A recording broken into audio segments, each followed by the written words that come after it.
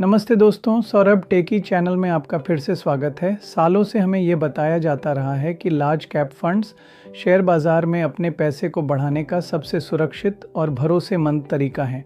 इन्हें blue chips भी बोला जाता है। आपके पोर्टफोलियो की फाउंडेशन है। लेकिन क्या होगा अगर मैं आपसे कहूँ कि यही फाउंडेशन आपके पोर्टफोलियो के कम रिटर्न्स की वजह हो सकती है? क्या होगा अगर सेफ चॉइस रियलिटी में आपके लंबे समय के फाइनेंशियल गोल्स के लिए सबसे रिस्कीएस्ट चॉइस साबित हो? Today I am going to make a bold claim. आज मैं एक बोल्ड दावा करने जा रहा हूँ। मैं फिर कभी active large cap mutual fund में इन्वेस्टमेंट नहीं करूँगा। And this is not just a gut feeling. ये सॉलिड डेटा और एक डेकेड से ज़्यादा तक बाजार के ट्रेंड्स को ऑब्जर्व करने पर आधारित है। वीडियो के अंत तक बने रहिए, क्योंकि हो सकता है कि इसके बाद आप अपनी खुद की इन्वेस्टमेंट स्ट्रैटेजी पर दोबारा सोचें। लास्ट में मैं आपको एक डेटा आधारित एग्जाम्पल के साथ दिखाऊंगा कि कैसे एक एक्टिव लार्ज कैप फंड हमें बहुत नुकसान दे रहा है। सबसे पहले हम क्लियर कर लें कि हम किस बारे में बात कर रहे हैं। Large cap companies market capitalization के हिसाब से भारत की टॉप 100 कंपनियां होती हैं, जैसे रिलायंस, TCS, HDFC बैंक और इन्फोसिस और भी बहुत। They are established, profitable and theoretically less volatile companies. एक active large cap mutual fund वह फंड है जहां एक फंड मैनेजर का काम होता है सिर्फ इन टॉप 100 कंपनीज में से स्टॉक्स को चुनना और बेंचमार्क इंडेक्स, जो आमतौर पर निफ्टी 50 या सेंसेक्स होता है, को बीट करने की कोशिश करना।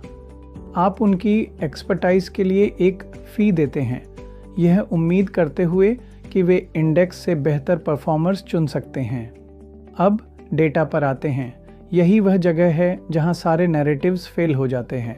सेबी खुद साल में 2 बार एक रिपोर्ट जारी करती है जो एनालाइज करती है कि एक्टिव फंड्स अपने बेंचमार्क्स के मुकाबले कैसा परफॉर्म कर रहे हैं, और रिजल्ट्स शॉकिंग हैं। These results are absolutely shocking. Report बताती है कि पिछले 5 सालों में लार्ज कैप फंड्स का एक बहुत बड़ा मेजॉरिटी लगातार निफ्टी 50 इंडेक्स को बीट करने में फेल हुआ है। आइए कुछ डेटा पर नज़र डालते हैं। 3 साल के होराइजन की बात हो तो दिसंबर 2023 तक लगभग 70% लार्ज कैप फंड्स ने निफ्टी 50 से कम रिटर्न्स दिए हैं। 5 साल के होराइजन की बात हो तो ये संख्या और भी ख़राब है। 80% से अधिक active large cap funds index को बीट करने में फेल हुए। 10 साल के होराइजन की बात हो तो तब भी यह कहानी नहीं बदलती।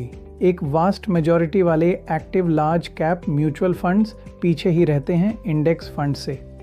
पिछले 20 सालों में लार्ज कैप फंड्स का औसत रिटर्न लगभग 10 to 12% प्रति साल रहा है, लेकिन पिछले 10 सालों में यह रिटर्न घटकर 8 to 9% पर आ गया। इसके विपरीत मिड और स्मॉल कैप फंड्स ने 15 to 20% या उससे अधिक का रिटर्न दिया। उदाहरण के लिए 2008 के फाइनेंशियल क्राइसिस के बाद मिड कैप फंड्स ने जल्दी रिकवरी की और काफ़ी बेहतर रिटर्न दिया, जबकि लार्ज कैप फंड्स धीरे धीरे रिकवर हुए। HDFC टॉप 100 फंड ने 2010 से 2015 के बीच केवल 6 to 7% रिटर्न दिया, जबकि स्मॉल कैप्स 20% से ऊपर रहे। ICICI prudential blue chip fund 2018 के बाद कमज़ोर प्रदर्शन करता रहा और 2023 तक इंडेक्स से पीछे रहा। जो इन्वेस्टर्स सिर्फ लार्ज कैप्स में भरोसा करते थे, उन्होंने रिटर्न में गिरावट देखी।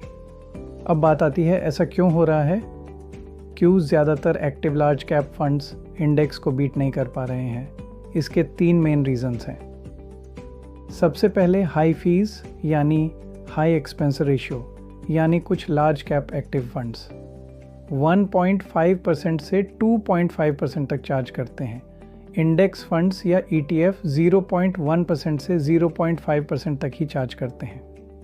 फिर बात आती है लॉ ऑफ एवरेजेस की।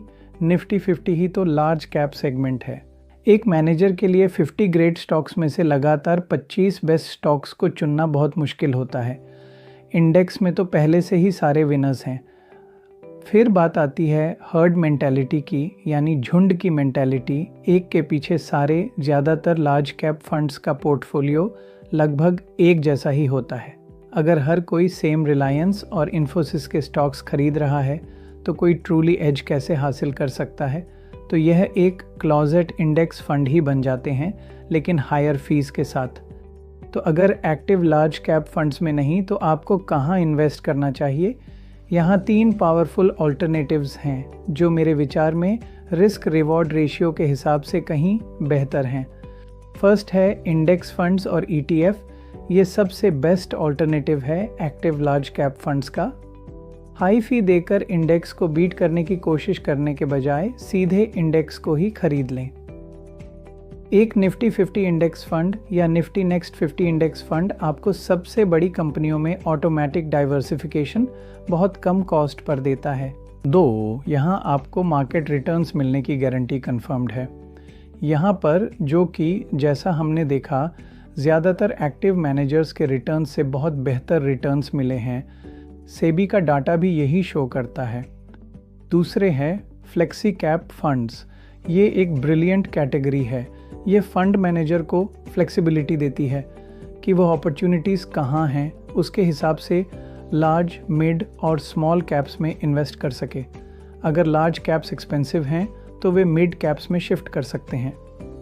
यही वह जगह है जहां एक्टिव मैनेजमेंट एक्चुअल में वैल्यू ऐड कर सकता है।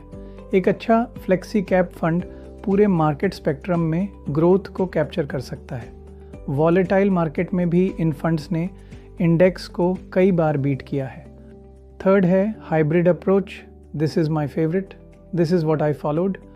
अपने कोर इक्विटी पोर्शन को एक निफ्टी 50 इंडेक्स फंड में एलोकेट करें स्टेबिलिटी और लो कॉस्ट के लिए। फिर एक छोटा कैलकुलेटेड पोर्शन लें और उसे केयरफुली सेलेक्टेड मिड कैप या सेक्टोरल फंड्स में ग्रोथ और अल्फा जनरेशन के लिए एलोकेट करें। इस तरह आपके पास एक सॉलिड बेस होगा जो अंडर परफॉर्म नहीं करेगा और एक सैटेलाइट पोर्टफोलियो होगा जो आपके रिटर्न्स को सुपरचार्ज कर सकता है। इसकी डिटेल्ड वीडियो कि बेस्ट पोर्टफोलियो कैसे बनाएं हमारी म्यूचुअल फंड्स प्लेलिस्ट में अवेलेबल है।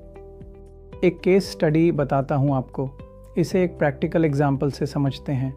मान लीजिए आपने 1 लाख रुपए 5 साल पहले इन्वेस्ट किए थे एक top performing active large cap fund में जिसका एवरेज रिटर्न 12% था, और 1 लाख रुपए और इन्वेस्ट किए थे एक निफ्टी 50 इंडेक्स फंड में जिसका एवरेज रिटर्न 15% था। यह रिटर्न सेबी के डेटा से लिया गया है और हिस्टोरिकल डेटा से भी कंफर्म्ड किया गया है। 5 साल बाद एक्टिव लार्ज कैप फंड बढ़कर लगभग 1,76,234 रुपीज़ हो जाता है और इंडेक्स फंड बढ़कर लगभग 2,01,136 रुपीज़ हो जाता है। सिर्फ 1 लाख रुपए के इन्वेस्ट करने पर यह लगभग 25,000 रुपए का डिफरेंस आता है। अब इस डिफरेंस की कल्पना 10 लाख रुपए या 1 करोड़ रुपए के पोर्टफोलियो पर 15 या 20 सालों में कीजिए। अंडर परफॉर्मेंस और हायर फीस का कंपाउंडिंग इफेक्ट एब्सोल्युटली मैसिव है। मैसिव। आप सिर्फ रिटर्न्स नहीं खो रहे हैं, आप एक लाइफ टाइम का अपॉर्चुनिटी खो रहे हैं।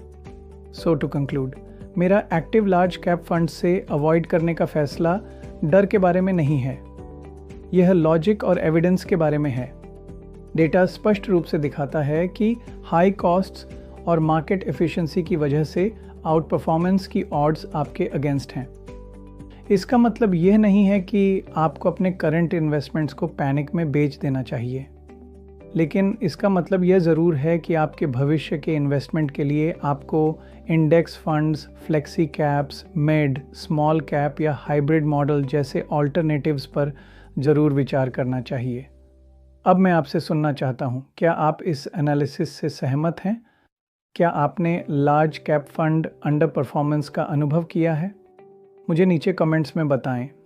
अगर आपको यह वीडियो वैल्यूएबल लगा हो तो लाइक बटन दबाएं, इसे किसी दोस्त के साथ शेयर करें जिसे यह देखने की ज़रूरत है, और honest data driven investing advice के लिए चैनल को सब्सक्राइब करें। वीडियो देखने के लिए धन्यवाद।